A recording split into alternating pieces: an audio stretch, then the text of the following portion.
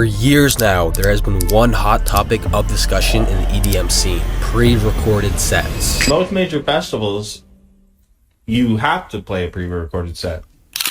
People actually believe that you have to play a pre-recorded set at a festival? From the Anima Sphere show to the Tomorrowland stage, are DJs really pre-recording sets, faking it, pretending to push buttons, or are they doing what I like to call pre-calculating? But to understand this, we gotta go back.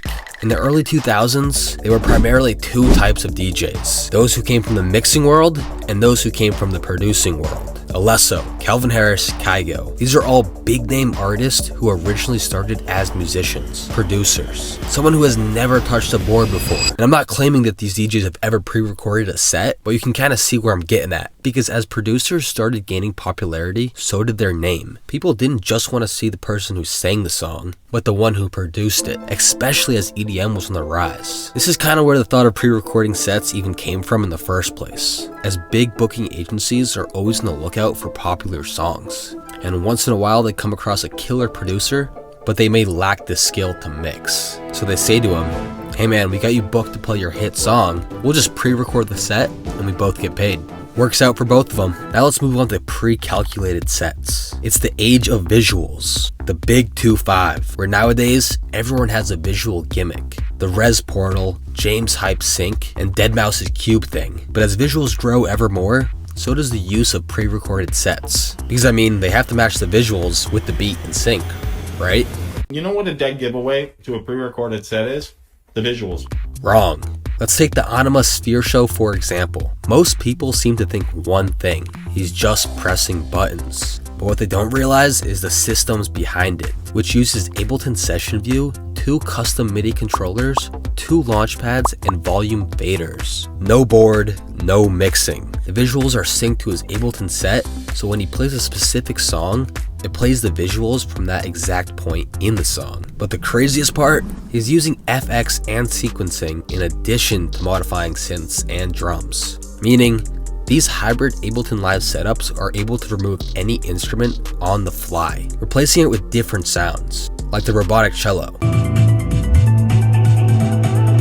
Think of it like this: these artists can pick from a variety of music, not just a set list of like the same 10 songs. And the team behind him, they're ready at any moment, matching the designated visuals with the right song. But the craziest thing that ties this all together, Deadmau5's setup was one of the first to function this way. You see, the setup will play perfect either way, if he does nothing, or if he decides to do as much of it live as he wants to. This is probably why Deadmau5 thinks this way. So pre-recorded?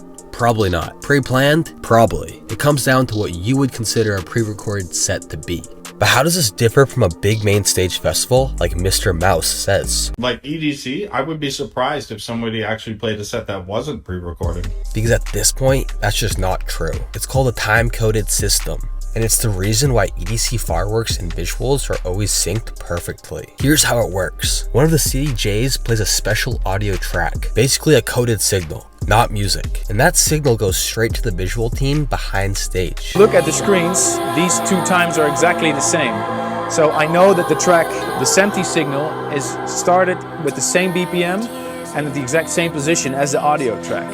So if you look on the screens right now, it runs in sync using 2 CD players. But then what are they actually doing to mix? Well, they use the fader start. So when they bring in a track, both the music and the synced visuals start together automatically. I tell Sander in advance which track I'm going to play. Using my laptop, I tell him, hey, the next track I'm going to play is Fine Without You in this case. I turn on the fader start, and when the beat comes back in and at the right point, I start mixing using the fader start. Even though the visuals are pre-programmed, they're still mixing these tracks live, choosing what to play and when in real time. You see, at these massive shows, it comes down to just a couple of things: timing, transitions, and improvisation. Synchronization is essential, and the team behind it is even more. That doesn't mean we have to discredit all the things they've done. It means the show is precise. So let me know what you guys think. Would you say these DJs are pre-programming or pre-recording?